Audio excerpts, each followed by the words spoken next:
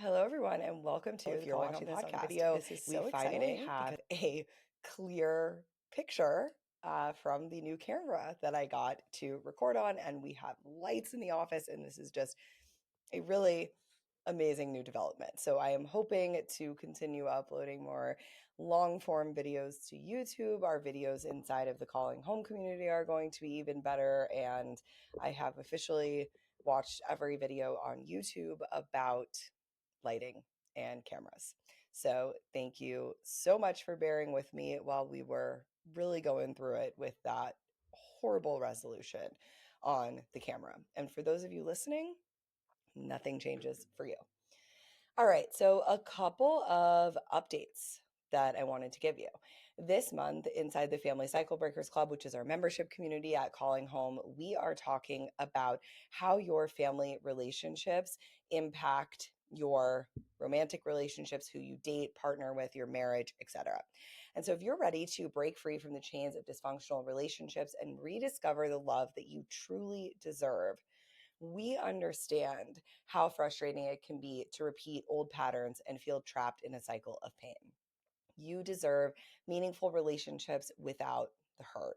And that's why we're so excited to be covering how your romantic relationships are shaped by your family history. Our first group was yesterday, Wednesday, February 5th, but they will be continuing for the entire month, and we will always be adding new content to the website every Monday: articles, videos, worksheets, and scripts to help you through this. And when you join us, you won't just get access to amazing content, but you'll also become part of a supportive community. I want you to imagine being surrounded by like-minded individuals during our weekly support groups, where we delve deeper into content, share experiences, and offer encouragement as cycle breakers. We have helped thousands of adults transform their relationships, and now it's your turn. This is how you can get started. First, you will join the Family Cycle Breakers Club. I will put a link to that in the show notes. Then you'll get new content delivered every Monday. You can access that on the website or in your inbox, and you can join weekly groups with other Family Cycle Breakers. And I want to just share a couple of things that our members have been saying about our groups. One said, "It made me feel less alone and gave me new ways of understanding. I felt a little bit alone until I found the group. It's so helpful knowing others who are experiencing the same thing and can provide inspiration and insight. And this group has helped me realize I'm not alone in how I'm feeling. Hearing other people's stories is the validation I've needed to be confident in my decision to go no contact." Isn't it time you took that first step towards joy and connection? If you're struggling with your relationship patterns, our program is your path to freedom. Join now and take the first step toward enjoying secure, loving relationships, because you deserve it. I will again put the links to all of that in the show notes, and I hope to see you all in a group next week. I'm also going to be introducing a new segment that I'm going to do on the Q&A episodes and my solo episodes, and that is going to be Little Epiphanies, which is also the name of our free email newsletter at Calling Home that you can always sign up for and get one email from me every month for free. I will put that in the show notes as well. But I'm going to be sharing 3 things from my week that either inspired me, made me think, related to something that we're doing at Calling Home, whatever it is. But I find that I have thoughts about pretty much everything that I watch, that I see. And I know that you all are the ones that would probably find these thoughts most interesting. But if you don't want to hear me like yap about reality TV and the news and the things that I'm noticing and changes in my own mental health, etc., you can go ahead and fast forward and get to those caller questions. So the 3 things this week, 3 little epiphanies that I want to share with you. If you do not watch The Real Housewives of Salt Lake City, you need to go and just watch this season, because I've made a habit of really not talking about real people and what they're going through on social media, and that includes actresses, celebrities, reality stars that put themselves out there. I just get like a pit in my stomach when I'm talking about actual people, because I don't know if I know the whole story. I don't know them. I don't want to add to the noise during something that is possibly like the worst moment in their life. But I want to share something really positive and good about this. I love reality TV, and I think that reality TV is so reflective of like what we're going through as a culture. And if you've watched any reality TV over the last decade, you will notice like there has been a shift in what people talk about, how they speak. And so I want to share a little bit of that today. But in The Real Housewives of Salt Lake City, there's a woman named Mary Cosby, and she has a son who I think is like 19 or 20. And the son shares about his addiction. And the reason I felt comfortable talking about this here is because I was watching the reunion and Mary Cosby talks about how her and her son had a conversation before deciding to share this on camera. And they really came to an agreement that if they could help at least one person, they were going to do this. And so it felt to me like this was something that they decided to do. They weren't necessarily goaded into. I just thought that this was one of the coolest, like most beautiful, an adult child when they're struggling.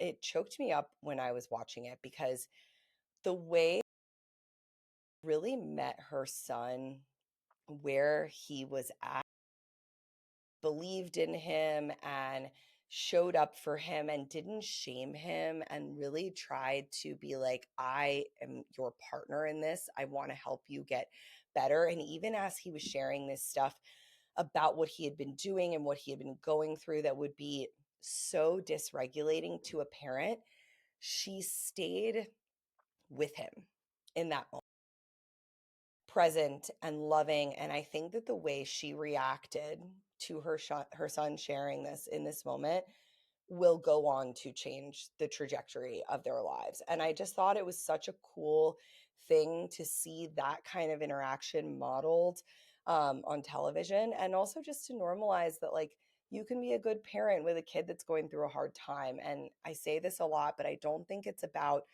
necessarily what your kid is going through or whose fault it is. It's about who you show up in that moment to help them through that. And I think she did such an excellent job. So, Mary Cosby, I would die. I think that the language that I am seeing reflected in reality TV today and even regular has been so impacted by the rise of therapy, like other therapies, kind of bringing this type of language into the mainstream.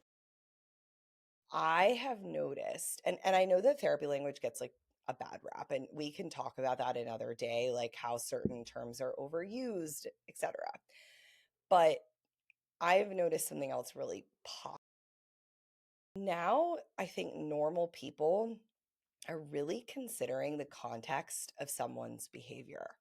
When I was watching The Real Housewives of New York City, there is a woman on the show that is clearly going through a very difficult time and is behaving in a way that is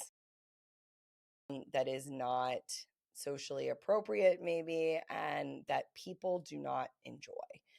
And I noticed a shift here from when I used to watch shows like this where there would be a lot of finger pointing, labeling, cussing someone out. And that in this moment, a lot of these women were like, you know, I have a lot of compassion for her. She went through this. I'm not excusing her behavior. And I also see it in the broader context of her life. And I don't have to have her in my life, or I don't have to tolerate this behavior. And all these other things are true. And I was like, wow, I think it's really cool that people now are learning why people are the way they are and what can lead them to behave. And I thought that was so cool.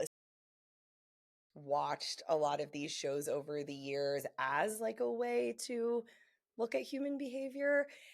I find that so fascinating. And it's something cool that you can do like when you're with your friends, when you're watching TV, when you're watching interviews, like the way that culture has shifted in this really positive way, actually, to include therapy speak as a way to understand one another, have more compassion, have more empathy, etc. I think that's really, really cool. And I hope that that's something that we can also consider and discuss when we're talking about the rise of therapy speak and maybe some negative consequences that we have experienced as a culture. All right, my third little epiphany that I wanted to give you all. insanely overwhelmed. Social media, the amount of information that is flying at me at all times and how quickly it's moving. I feel like I hear one catastrophic thing and 12 hours later they're like, oh, JK, or this happened, this agreement was reached, whatever it is. And it's truly driving me crazy. And so share with you kind of like the place that I've landed when it comes to this, because I'm having a little bit of a moral dilemma when it comes to being on social media, participating in some of these platforms, bombarding you with information, and also feeling like this pull between, well, I don't want to leave and have it just be all this. We should also be showing up in a positive way. And people are sending me articles and links and watch this and do that. And this is what I'm going to do. And I think that there are going to be some of you that disagree with this or think that it's privileged, and in a lot of ways it is. But I have realized that there are a couple of ways that I invoke change in the world, that and those are the things that I have to stick to right now. The first is my work. So doing this podcast, helping people make change in their families, helping them become more emotionally mature. I truly believe at my core that that work ripples into all these other areas of life, including politics and major events.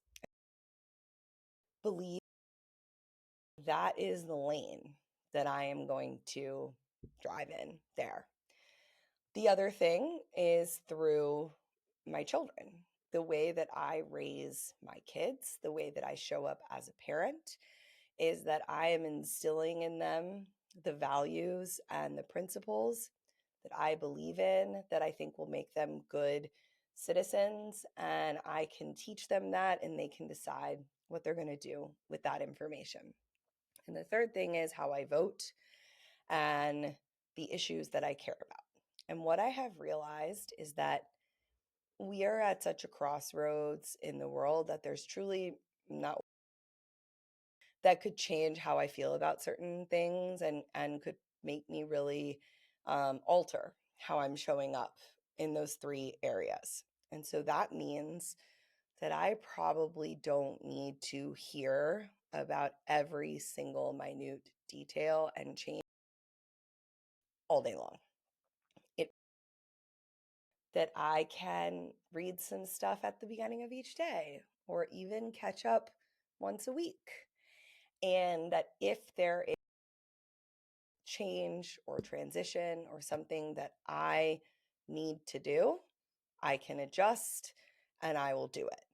But what I am noticing is that in those three areas of how I vote, how I raise my children, and how I do my job, consuming this much news and media and like vitriol and yelling and outrage is making me not able to show up adequately in those.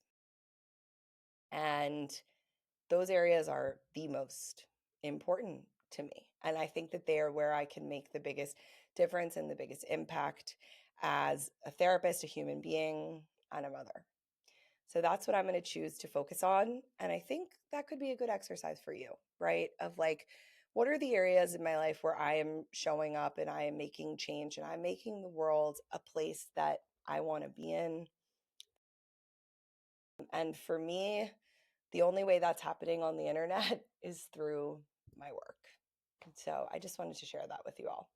All right, so that's it for our little epiphanies. Now we are going to move into the Q&A segment of this episode. I've got two super interesting caller questions for you today.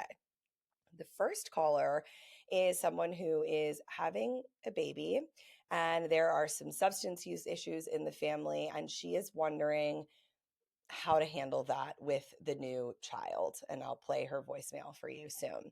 The second caller is super interesting. This is the first time we've had this issue on the show. This is someone who has recently had a grandparent pass away, and the living grandparent is now seeing someone new, and this has been difficult for the family to adjust to. So I'm really excited to dive into those two calls. Having a baby in a few months, and I do not have contact with my birth father, and neither do my sisters. This is due to a lifelong of abuse and substance abuse. I have gotten comments from family and in-laws already, like, oh, that's his grandchild. He deserves to meet them, yada, yada. How do you deal with the negativity and judgment that comes from other people? And how do you navigate trusting people to not introduce your baby? Thank you.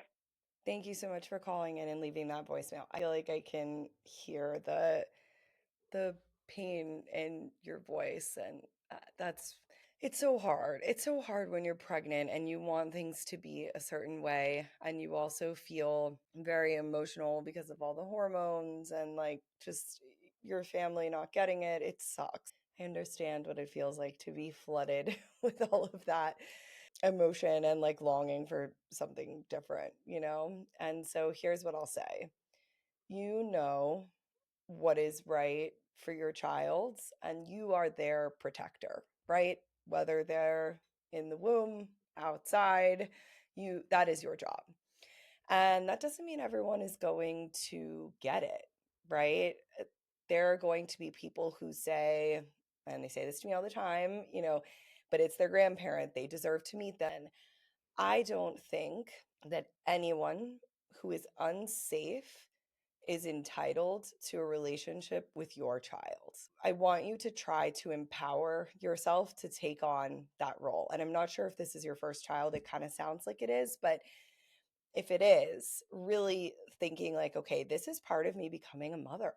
It's part of me becoming a parent, is that I have to become a protector in a lot of ways. And sometimes that means protecting my child from the very people that I wish could be in their life. It means protecting my child from people that hurt me. And that is so painful to have to be in that situation. It's even more challenging when other people don't get it. And I think you have to find a way to quiet that noise. And so that starts with you building up your inner confidence, your inner knowing that you know what is right for your child and what is best, right? I get to make decisions for them. I know what is the safest thing. I will make the best decisions with the information that I have now. If I get new, different information, then I will make different decisions if something changes. But for right now, this is what matters. And what I will say is that when you are pregnant, sometimes, and I'm speaking from personal experience and people that, I know have shared this with me, that everything feels really like daunting, like what it's going to be like on the other side. And there's a lot of these unknown variables, right? Like who's going to be coming over to see the baby and meet the baby, and all feels very, very stressful.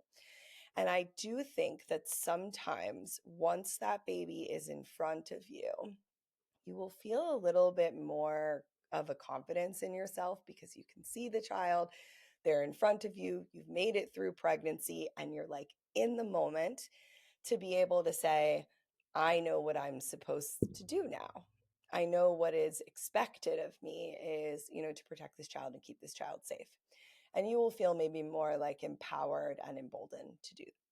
But the other part of this is your feelings about it. And so I want you to try to prepare yourself for the reality that you might be a wonderful, protective, safe mother who also is kind of feeling a lot of these conflicting feelings of grief, of like, but I wish that my family was different. I wish that I could have them around the baby. Maybe I just want to try. Maybe it will be different.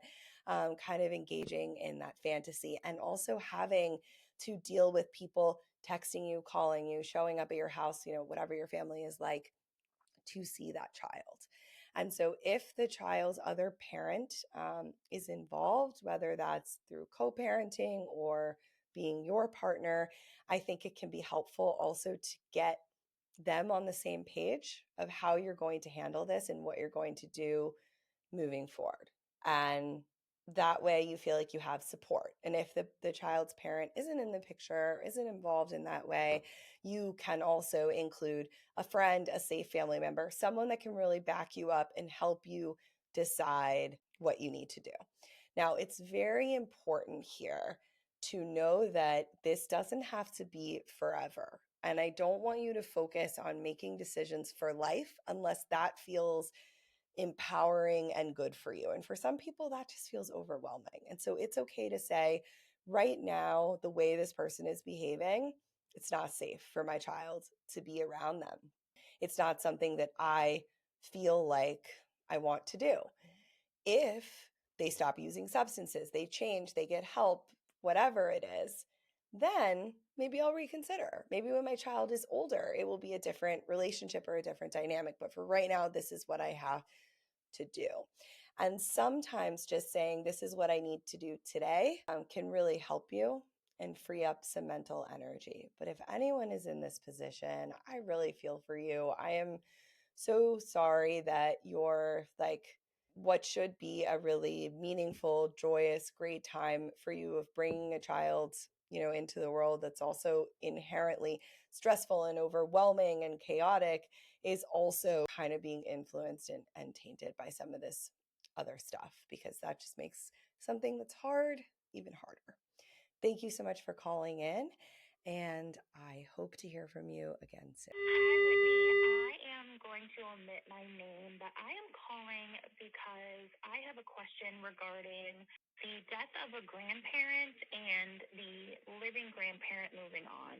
We lost my grandmother back earlier this year, and my grandfather obviously has had a very, very hard time with it. But, more recently, a few months ago, started seeing someone else, and it's moving very fast. Not only his grandparents, but also my own parents, how we navigate that relationship, because obviously we want them to be happy, but also we're still dealing with our own grief. And it's hard to balance that line between being happy for them, but also acknowledging that we're still grieving. And my grandfather doesn't really, not that he doesn't see that, but it's hard to have conversations about my grandma while he's in the room, because he always has his girlfriend with him. It's a hard dynamic. So I just didn't know if you had any advice on how we navigate that. Thanks so much. Thank you for calling in. What an interesting and difficult dynamic to be participating in. It sounds like you have a lot of empathy and understanding for your grandfather and yourself, and what you're going through. So let's talk about like what's happening here, right? There's been a huge shift in how the family organizes.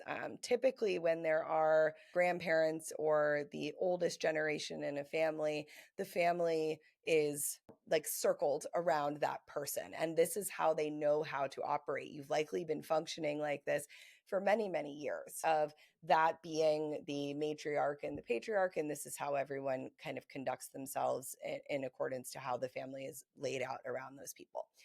And then when one of those people passes away, you're right that all of you in the family are going through your own grief and also your own transition and your own reshuffling of figuring out, okay, where do I belong and how does our family function without this person, without my grandmother?